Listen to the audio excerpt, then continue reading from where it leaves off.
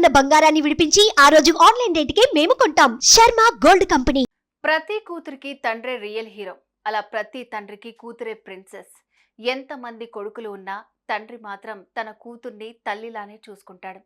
అలాంటి కూతురు అర్థాంతరంగా వదిలి వెళ్ళిపోతే, తన కళ్ళ ముందే విగతజీవిగా పడి ఉంటే ఏంటి పరిస్థితి? ఆ పరిస్థితిలోనే ఉన్నారు నటుడు రాజేంద్ర ప్రసాద్. కూతుర్ని పోగొట్టుకుని పుట్టెడు దుఃఖంలో ఉన్నారు. అమ్మలా చూసుకునే బిడ్డ ఇక లేదనే షాక్లోనే ఉండిపోయారు.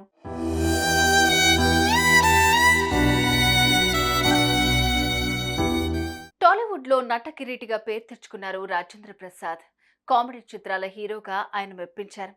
కామెడీ చిత్రాలైన కమర్షియల్ అంశాలు, యాక్షన్ సీన్లకి కొదవలేదని చెప్పాలి. ఎన్నో బ్లాక్ బస్టర్ హిట్స్ అందుకున్నారు రాజేంద్ర ప్రసాద్. ఒకప్పుడు స్టార్ హీరోగా రాణించిన ఆయన ఇప్పుడు బలమైన క్యారెక్టర్స్ తో మెప్పిస్తున్నారు.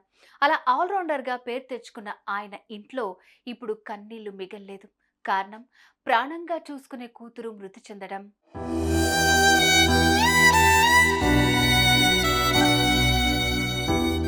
రాజేంద్ర ప్రసాద్ 10 ఏళ్ల వయసున్నప్పుడు అమ్మ చనిపోయింది. ఆ సమయంలో తాను పెద్దగా ఏడవలేదు. కానీ తల్లిని తన కూతుర్లో చూసుకుంటున్నానని పలుమార్లు ఆయన చెప్పారు. గాయత్రి అంటే తనకు ఎంతో ప్రేమ అని, పెద్దయ్యాక ప్రేమించి తనకు ఇష్టం లేని మ్యారేజ్ చేసుకుందని తెలిపారు. అది ఆయనకు నచ్చకపోయినప్పటికీ ఆ తర్వాత సర్దుకుపోయి కూతురుతో ప్రేమగా ఉండటం మొదలుపెట్టారు. పలుమార్లు ఆయన స్టేజ్ పై కూతురు గురించి గొప్పగా చెప్పారు. తల్లిని కోల్పోయినా కూడా నా బిడ్డలో చూసుకుంటున్నానని తెలిపారు.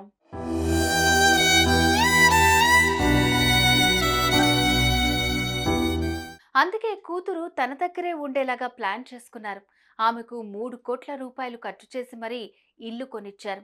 కూతురు, అల్లుడు వారి పిల్లలతో అక్కడే ఉండాలని కోరారు.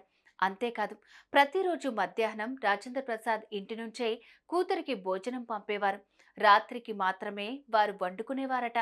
కూతురు ఏ చిన్న సమస్య వచ్చిందని చెప్పినా నేనున్నాను అని భరోసా ఇచ్చేవారు రాజేంద్ర ప్రసాద్.